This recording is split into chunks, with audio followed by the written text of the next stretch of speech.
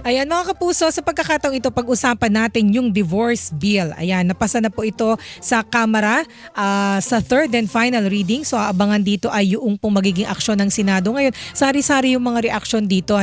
At sakto naman may lumabas dito pong resulta ng isang survey. Sabi dito sa survey, 50% o kalahati ng mga Pilipino sang-ayon sa diborsyo para sa mga mag-asawang hiwalay na at hindi na magkasundo pa. Batay po ito sa survey ng Social Weather Stations o SWS. Isinagawa March 21 hanggang March 25 ngayong taon. 31% o tatlo sa bawat 10 Pilipino naman ang nagsabing tutol sila sa diborsyo, habang 17% ang hindi pa desidido. Batay sa net agreement score, napakalakas ng suporta sa diborsyo ng may live-in partner. Kung pagbabasehan naman daw po ang relihiyon, moderately strong ang suporta sa diborsyo ng ilang Kristiyano, Katoliko at Muslim. Moderately weak naman ang suporta ng mga sumagot na miyembro ng Iglesia ni Cristo. At kung pagbabasehan ng lugar ng mga sumagot sa survey, very strong ang naitala sa Metro Manila. So yan po ay resulta ng survey. Ngayon, sa pagkakataong ito makakausap po natin ang isa sa mga nagsulong po sa Kamara ng Divorce Bill, si Congresswoman Janet Garin po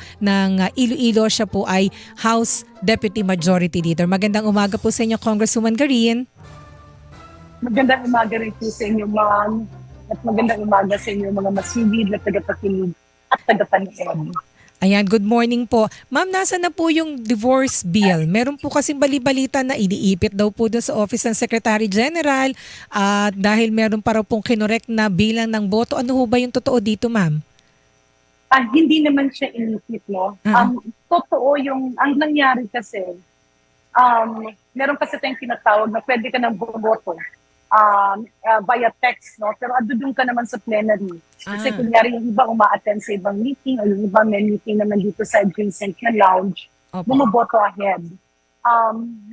Siyempre, meron ibang mga nagbago ang isip along the way at lumalapit na din sa ating Secretary General. And we have to remember that it's also the last few days ng session. So, ang daming mga botohan. Yung mga iba, nag-decide na mag-abstain, where before yes yung boto. Meron namang ibang mga yes ang boto, nag-no, meron mga yes, nag-abstain. So, nagkaroon ng mga changes. Siyempre, alam naman natin lahat na for every vote that we cast, it is both dependent on two factors. Yung kagustuhan na boses ng mga tao, pero andun din yung political consideration. So, yan yung mga ilang mga bagay na nagkaroon ng pagbabago. So, nagiging accurate, any member can actually review and ask bakit naging ganito yung voto ko. But be that as it may, the numbers clearly shows na nagkaroon siya ng yes vote. So walang pag-inipit yun, nagkataon lang na break na nga yung Kongreso, break din yung Senado. But what is actually good is kasi simulan yung discussion in the general public. So people are becoming aware. No? At dalawa nga dun pag sinabi mong divorce, naghiwalay. Pag sinabing annulment, pinawalang visa, yung kasal.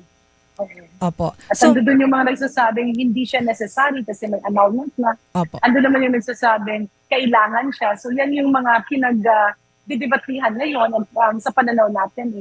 Yan yung magiging point of discussion in the Senate. But bumabalik kasi yung naririnig namin na boses ng mga tao na yes, may annulment, pero ang masakit kasi doon, mahal. No? Parang kapag ikaw ay mahirap, wala ka ng karapatang baguhin kasi yung maling desisyon sa pagpapakasal. Opo, kasi di ba, ang mahal po nung annulment ngayon So ibig sabihin lang po nito, Congresswoman Garin, dun sa divorce bill po, meron po kayong inihanay dyan na grounds kung kailan po pwede yung divorce. Ibig sabihin lang, padadaliin po yung proseso para po sa paghihiwalay ng mag-asawa na hindi na nga po magkasundo. Ngayon ang sinasabi po ng ilang mga senador na like si Senator Chis Escudero, sa kanya, mas maigi pa ang padaliin na lamang po yung proseso ng annulment. Kasi tawag dito, nandyan na ho yung annulment tanggap na ng lahat at nasa batas na. Whereas yung divorce po, complicated yan. Ang hirap ipatanggap po sa maraming Pilipino at ilang mga politiko na rin dahil sensitive po doon sa mga views against it. Ano pong masasabi ni John Congresswoman Garin? Well, I respect the opinion of the Senate President, Senator Chis Escudero. At may punto rin siya kasi yan nga ang lumalabas. But then, andun kasi yung iba, no, kanya-kanyang opinion yan. Andun naman yung iba na parang ayaw naman nila yung annulment na sinasabi mong pinapawalang visa yung kasal ng mag-asawa kasi may mga anak eh. So ano ba yung magiging status ng mga anak? No? Yung mga isang pinag-iisapan. Pangalawa, totoo talagang magastos na matagal pa yung annulment. So it's also a reflection na kailangan siyang pabilisin, tama yun. Pero ang isa kasing nakaka-deter, yung totoong talagang hurdle is pambayad ng mag-asawa. Kasi sa hirap ng buhay, hindi naman talaga yun yung priority. So ang nangyayari, kanya-kanyang tiis, lalo nag-aaway, and it's not a healthy environment for the children to grow and even the grandchildren to witness. Mas nagiging magkaibigan pa nga pa kapag nabibigyan sila ng pagkakataon na naging maligaya ulit, either with a new partner or living in a single life. Congresswoman, dun po sa yun nasabi niyo, no, magastos yun. Dun ho ba sa inyo inaprubahan na divorce bill, magiging affordable din po yung paghihiwalay? Kasi sir, kasi ma'am, sa annulment ngayon ang nadidinig ko ho, merong binabayaran na nasa 500 to 600,000 pesos para po sa annulment cases kasi yung iba may tinatapalan daw. Yung dati nagbabayad pa ng mga psychologist ba o psychiatrist para po ma-prove yung psychological incapacity para maghiwalay. Although inalis na po ng Supreme Court yung requirement na yan daw. So doon po sa inyong bill, meron ho bang paraan para po ito maging affordable? Andun nga yung yun yung hinain, no? The principal author actually is Congressman Lagman. Opo. So yun nga yung sinasabi niya na dito pwedeng matutukan niya ng ating mga government lawyers kasi sa laki ng budget na binibigay sa Public Attorney's Office, baka pwedeng ito rin yung isang gamitin no, na pwede nilang lakitan para maging libre ang serbisyong legal instead of the couple shelling out money. Okay. So, pwede pong, ano po ba, kailangan isabatas pa ito na payagan po ang Public Attorney's Office na humawak ng mga divorce cases? Kasi yung naalala ko, sabi po ni Senate President Escudero, apparently po pala Congresswoman Garin, bawal humawak ang PAW ng mga annulment cases. Yes. No, so, yan nga yung mga ibang masalimuot, no? Kasi it's a legal situation. Legal siya, no? It's a legal situation kaya kailangan mong mag-hire ng lawyer. Siyempre, yung mga abogado, naghahanap buhay din yan, meron din yung mga pamilyang pinapakain. So, ang pagka-libre, ang gagawin nila is mapapabayaan yun, uunahin siyempre yung mga nagbabayad. So, kung mahal naman, hindi naman siya affordable. So, it's a matter of probably legislating it, surely legislating it, and at the same time, looking into avenues. Kasi ngayon, I believe one of the highest paid lawyers, lalo na sa mga bagong graduates, are the PAW lawyers. Kasi maraming allowances, maraming perks, maraming benefits. At saka maraming nadagdag. Maraming nadagdag na lawyers. So yan ang isang dapat tingnan. Kung nararapat ba o pwede ba. Ayun, opo. At kayo po yung quoted ma'am, na kayo po yung nagsabi na kung magpapalya po, kung hindi maisasabatas ang divorce bill, gawing libre ang annulment. Yes. Paano po ito gagawin, ma'am? Pag amenable naman kasi sa dalawang parties, the government can actually provide lawyers. No? Parang yun sa mga doktor, meron tayong doktor sa bayan. Kaya nga dito rin, ang dami naming pasyenteng Pilipino, yung mga walang pambayad. Ganon din yung magiging trabaho ng lawyers, no? Na meron tayong government paid lawyers kung saan sila ngayon yung mag-aasikaso para naman hindi na maging mabigat para kay Juan at kay Maria yung annulment fees. Pero ma'am, habang kasi sa Senado na ho, aabangan kung uusad ba o hindi itong divorce bill. Kasi sa Senado talaga mahirap itong mailusot At least po ngayon sa Kamara, pasado na po ito sa third and final reading. Habang ito po ay pending, meron ho ba kayo ipa-file na panukalang batas para po tawag dito, maging libre? Yung pong proposal ninyo na gawing libre na lang yung annulment. We can consider that. Kasi nga, lumalabas na siya na alternative kapag hindi mapasa ang divorce bill. Ayun, opo. And ma'am, ano yung inyong itutugon po doon sa mga nagsasabi na bakit ba tayo magkakaroon ng divorce bill? Dapat pinahalagahan po natin ang ating pamilya at tayong bilang mga Pilipino, talagang kultura natin na gusto natin po na manatiling intact yung isang pamilya.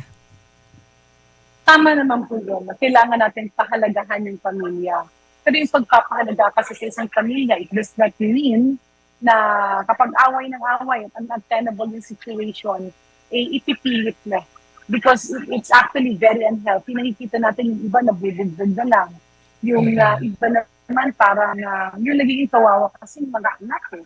At the end of the day, the children suffers because of untenable or a very unhealthy environment inside the house. May mga bagay kasi na talagang hindi mo mapilit. Especially if it's personality and individual differences. So, kung it's a mutual decision and acceptable to both, ang importante kasi dyan, protected yung isa't isa. Protected si nanay, protected si tatay. Hindi yung nag-away sila, naghiwalay pagkatapos merong nadihado. And yes, we have to protect the sanctity of marriage, but it does not mean swallowing something, lulunukin mo yung isang bagay na pinipilit mo pero hindi na naman pala kayang malunok. At the end of the day, it's all about making people happy and respecting each other. Tingnan natin, ma'am, at sa totoo lang, yung iba nga pagka nagkahiwalay sila, mas nagiging healthy yung relationship, nagkakatulungan sila. So, ito yung mga nuances na magandang matingnan natin.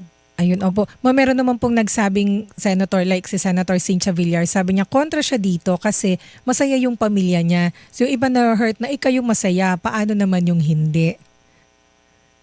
Well, I do respect ni Senator Cynthia Villar at napalaki na maayos yung kanyang mga anak.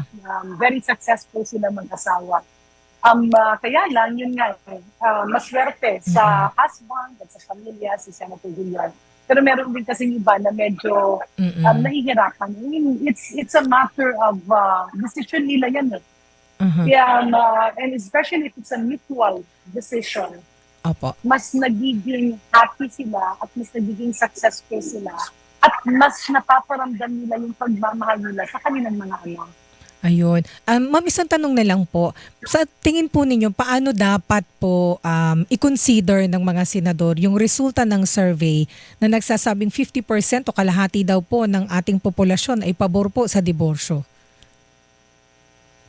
Well, it's a big number actually. Kasi dati less than 50% lang. The mere fact na umabot ng 50%, dalawang ibig sabihin. Una, pinag-uusapan na siya ng general public, no? Pangalawa, medyo dumarami yung mga sitwasyon. Let's accept it. No? In the Philippines kasi, sa Pilipinas, sa bansa natin, ang dami rin kasi nag-aasawa ng maaga.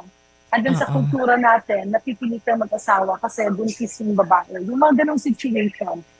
And ngayon, nagkakaroon na ng awareness. So, this is an opportunity and a platform na ma-discuss thoroughly ng Senado para maramdaman natin yung totoong puso ng taong bayan.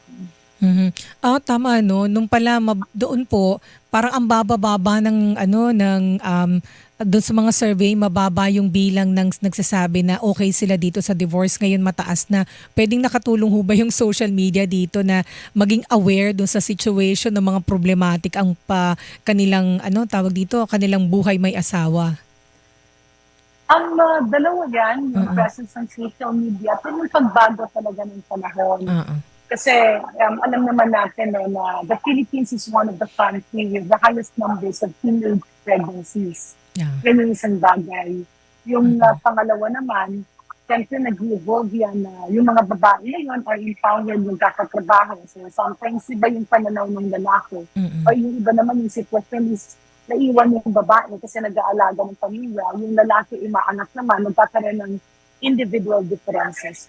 Bottom line is the fact na marami tayong unprepared mothers and fathers na napupunta sa kasal where in fact they were not primed for that. Probably no. Andun naman talaga yung pagmamahal nila sa isa't isa. But their love is not that strong na kaya pagdating ng actual challenges sa buhay ay parang naapektuhan na tuloy yung relasyon nila.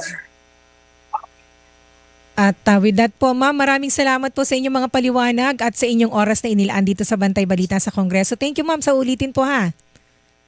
Maraming salamat. God bless. Mabuhay po kayo. Salamat po. Si Congresswoman Janet Garin po ang ating nakapanayam, House Deputy Majority Leader. Yung divorce naman. walang pinoproblema.